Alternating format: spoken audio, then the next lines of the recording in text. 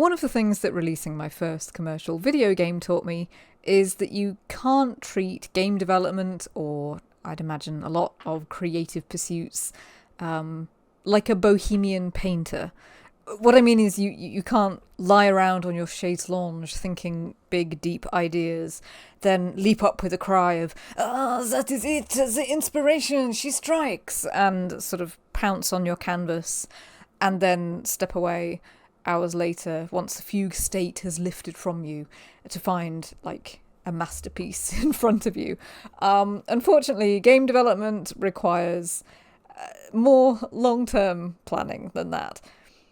Game production has so many working parts that, contrary to my nature as an artistic free spirit, it was going to require me to become a project manager, which isn't very romantic, but it was necessary.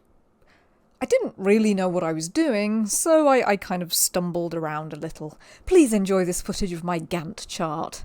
For all the Gantt chart fans in the world, if you don't know what one is, definitely look it up. I had this received wisdom that you should probably start by making some kind of huge game design document containing absolutely everything about your game, and then you should develop an alpha version of the game that has all the core functionality but which lacks polish, so it's just kind of got the mechanics down. Then you should move on to a beta version, which is like more or less complete, but, you know, has bug fixing and lots of tweaks that can still happen. And then you work on releasing the full game. But in reality, I found that these phases blurred together. I ended up facing a bit of a crunch towards the end of the project, like not too bad, but I was aware that I was behaving like a runner sprinting for a finish line. I was using up energy at an unsustainable rate, and I knew that I was going to have to pay for that later. And I did. It was exhausting. This time around, I want to have more of a plan in mind and really manage the project. Especially as somebody producing a game alongside a day job, I need to work quite strategically with my time. The book that I found most useful for planning this is The Playful Production Process by Richard Lemarchand, and I completely mispronounced his name in my previous video. Here's a couple of notes about what I took from that book.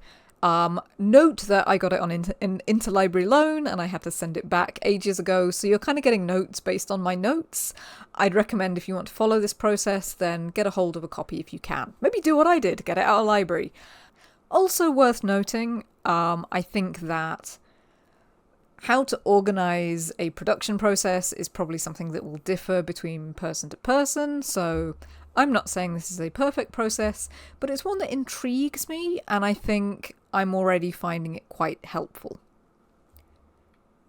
What I love about Lemarchand's process is that it's aligned with the way I'm already inclined as a creative. It's very iterative. That's to say, it kind of ditches that big design document in a Word file somewhere at the beginning and gets you to make something and build on it and keep building on it, but in quite a formalized way. There is a process that you're following. It divides the game creation process into 4 main stages: ideation, pre-production, full production, and post-production, with various key deliverables along the way. The process is all about avoiding crunch, which sounds good to me. Instead of having a mad dash at the end, the process tries to make a swooping curve where most of the effort goes into the main production process. And he acknowledges that the most likely outcome is that you'll have lots of like mini crunches along the way, or sort of mini bursts of increased effort. But hey, it's better than one huge crunch at the end, right? In this video, I'm going to be mostly talking about the ideation phase, because that's the phase I'm currently in, at least at the time of me speaking. The key deliverables at the point of ideation is blue sky thinking, like mind maps, note taking, scribbling down all your ideas. It involves research, which you might get through the internet, books, field trips to useful places, maybe like interviews with people, and a prototype of your game. Now, it's important to note this is different from a demo, which is kind of like outwardly facing, and it's different from a vertical slice, which is like a little section of your game with everything perfectly completed. Le Marchand describes a prototype as more like a toy. It's something small and simple. It's not really a story yet, and it lets you play around with the ideas and the game mechanics that you're working with. All of these things are building towards the concluding deliverable of the ideation phase, your project goals, what you want to do. And that's things like what you want the mechanics to be like, the themes to be like, the aesthetics to be like. Le Marchand recommends 15% of the total development time is a good goal.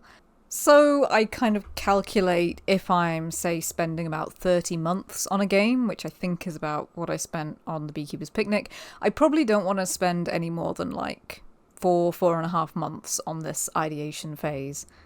I've actually got a little bit of a head start, I think, because the idea that I'm developing is based on a pitch I put together for a middle grade graphic novel a few years ago.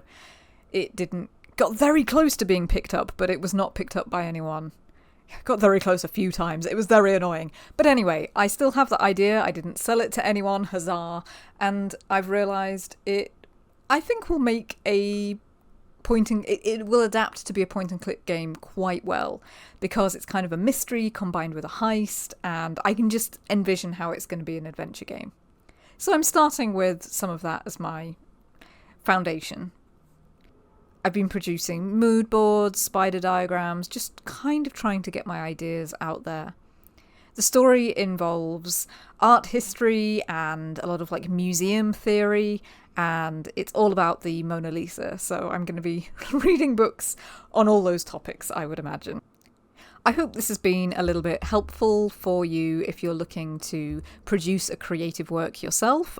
If you'd like to see more videos like this, follow me on my journey, then I would recommend clicking like and subscribe. A little channel like mine is probably not going to come up in your recommended videos, so subscribing, super useful. And I will see you next time.